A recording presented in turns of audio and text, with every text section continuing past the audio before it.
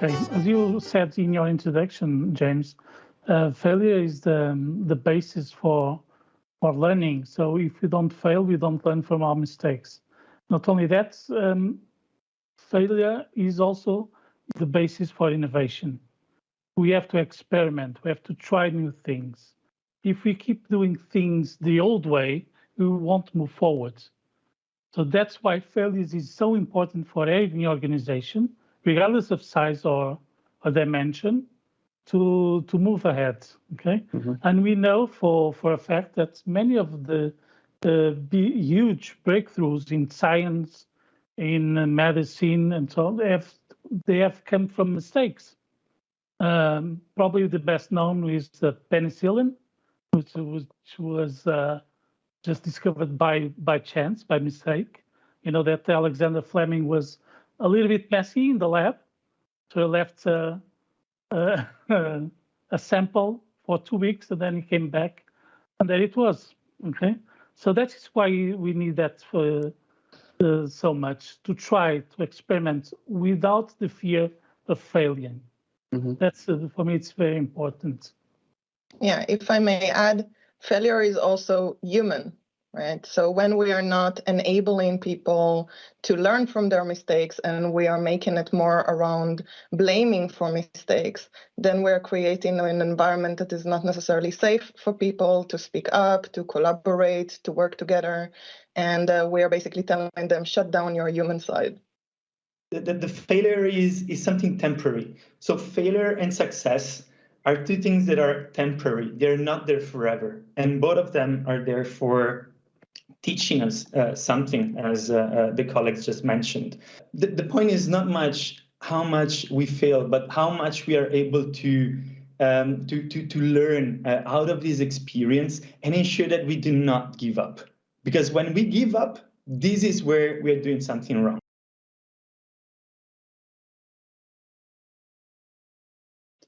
We should be promoting what is a psychological safety environment, something like that people feel that they can come to talk to you, right? Each of us had a best friend or had somebody to whom he can go and talk about everything.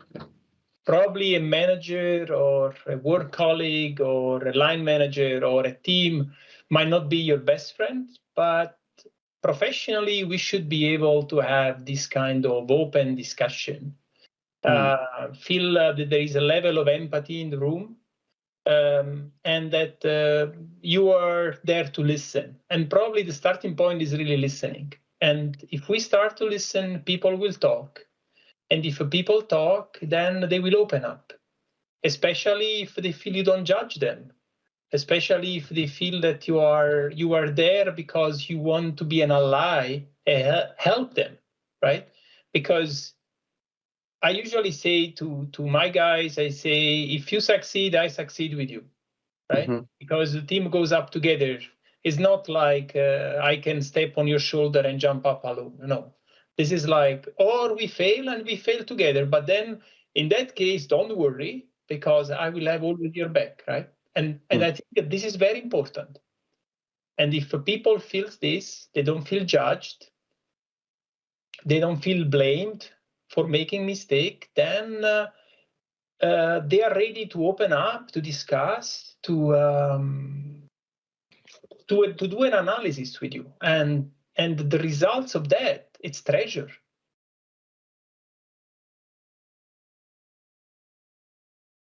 So in the Fuck Up Night, normally what we do, we bring some food, we bring some drinks, and then what we have is we share openly situations of failure and how we recovered, what are the lessons that we took out of it.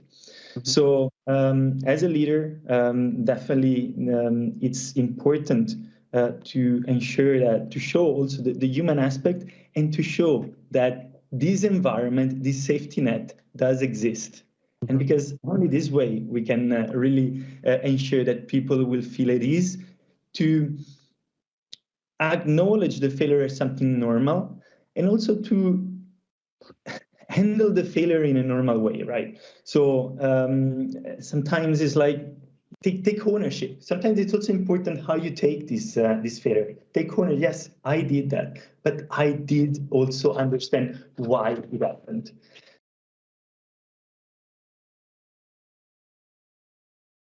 So yes, I agree. When we are putting our attention on something, this is where the energy will flow. If we make our attention only on failures, then this is also what we see. And what we want our attention to be on is on the safety, because failure is about, at least in the Agile context, failure is about, we have a certain hypothesis of what is going to deliver us the results that we're going to get. We're going to go, we're going to experiment, we're going to try it out. And then if we figure out that our hypothesis is incorrect and we failed with our hypothesis, then we are able to take that hypothesis, we're able to have an effective conversation about it and learn from it so we can make better decisions moving forward. And taking responsibility is to say, okay, what was in my control? What were the things within that mistake or that failure that I could have done differently? And what would I be doing differently moving forward?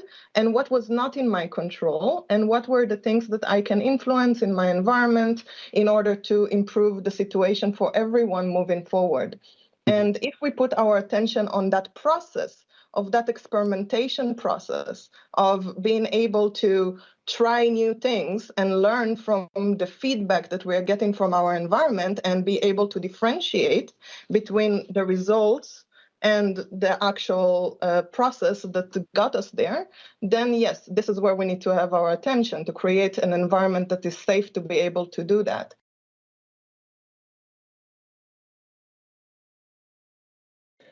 I think the point here is we need to acknowledge, and this is really part of Agile. It's part of the concept itself and the reason why we are having retrospective.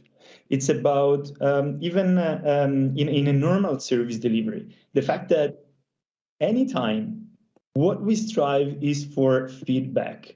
We want to understand what things went well, what things went less well, or we failed, and what is our objective as an Agile team, as a service delivery management, is to ensure that this feedback is embedded right away into the productive cycle of whatever service or project that we are delivering.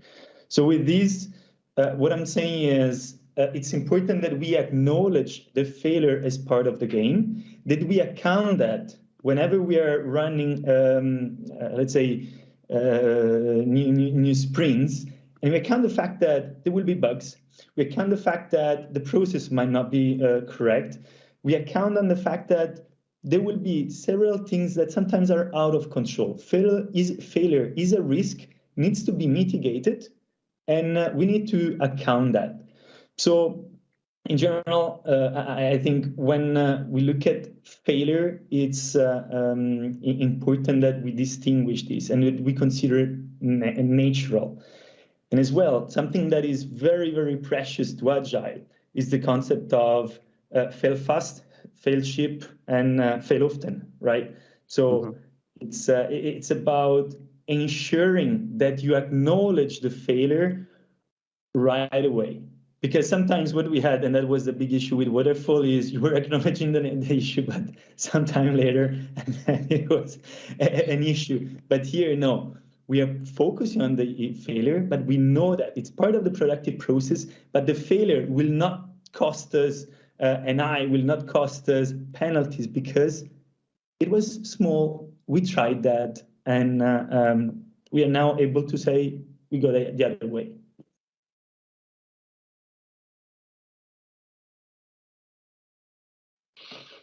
I think one thing would be to listen. And I said it also before. I think this is the basic. If we just bite our tongue and let the flow go, we will be surprised how much our people are ready to share with us. Okay. Especially if they don't feel we are judging them. Okay, great tip. Ricardo. I would say that to acknowledge your own failures, first and foremost, just say, okay, I'm here, I'm human.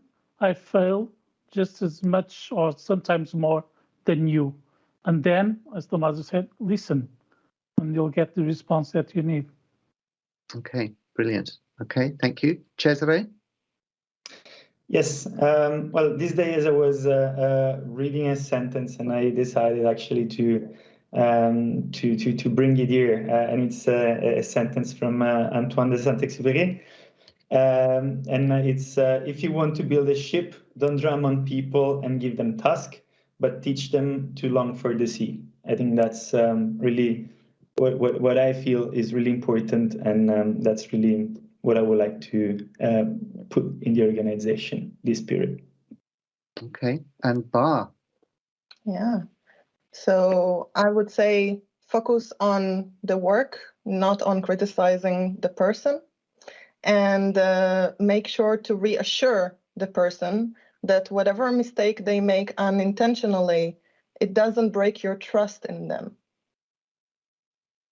Okay. So just to sum up then, to listen to people, to accept your own failures, to inspire, seek to inspire, and to focus on the problem, not the person.